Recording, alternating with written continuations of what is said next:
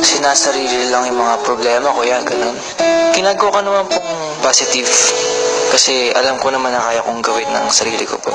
Doon po ako nag-isip ng konti na intindihin na lang po. Kasi kung ako man yung nasa sitwasyon po niya, siguro di rin po ako magiging ready sabihin kahit kanino. May scratch yung back. Sarap kaya nung siniscratch yung back. Sweet po sila, pero hindi showy, gano'n kuya. Ang hirap kasi explain eh. Para po silang may moment, pero palihim. Tahimik lang. Tapos magugulat ka na lang na parang may mga lambingan sila, gano'n. Sa lahat ng tao po dito, siya na po yung parang pinakamalapit sa akin. Kaya alam ko, siya yung parang unang makakaintindig sa akin. Bata pa yun. Gusto ko lang pong malaman niya na nandito lang po ako kung gusto man po niyang magkwento or mag-share ng saloobin po niya. Samantala, kinabukasan, napuno ang bahay ng kantsawan ng madulas si Elise tungkol sa isang bagay na may kinalaman kay Makoy.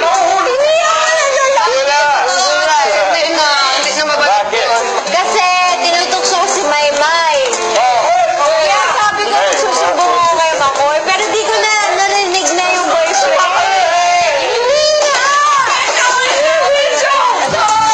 Bakit?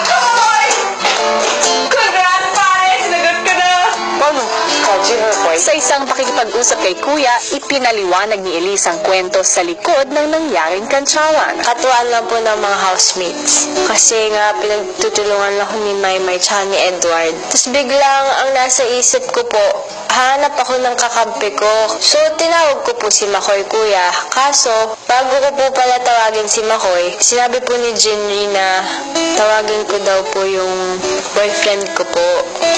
Nasakto lang, Kuya, na natawag ko po si Makoy. Pero, hindi naman po yun.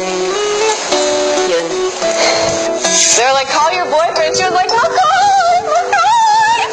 Wow. Kaya ano kung date ngayon para kung malaman natin kung kailan po yung anniversary nila. Ano tatawag? Kasi si Edward! Lantate! Bako, hindi ka may kikwento ako sa'yo dito. Buwa pre. Ihanda lang kita sa pinakamagandang balita. Kasi, sabi ni Jinri, She was like, Maymay, take care of your boyfriend, Edward. He won't let me eat the chips. And then, I said, oh, tell your boyfriend then. She said, Makoy! Nakakakilig talaga pag nakita niyo sila. Kailangan ko ng kape. Ano sabi mo? Makoy, nayang. Hindi ko narinig yung boyfriend. Narinig lang lahat.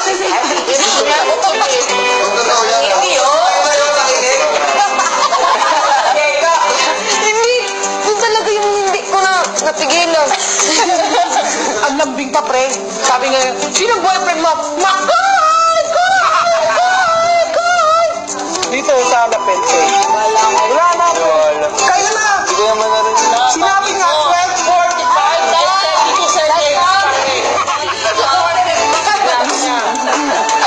Lubo ka na eh. Chips ka pa rin. Ayan na. Nako, kasi boyfriend. Oy, ikaw pag nakita kita nakikipag-usap ka sa chips ha.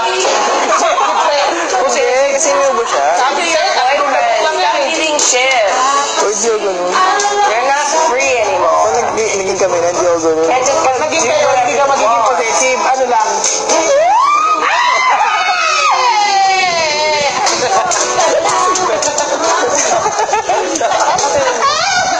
Nakakakilig.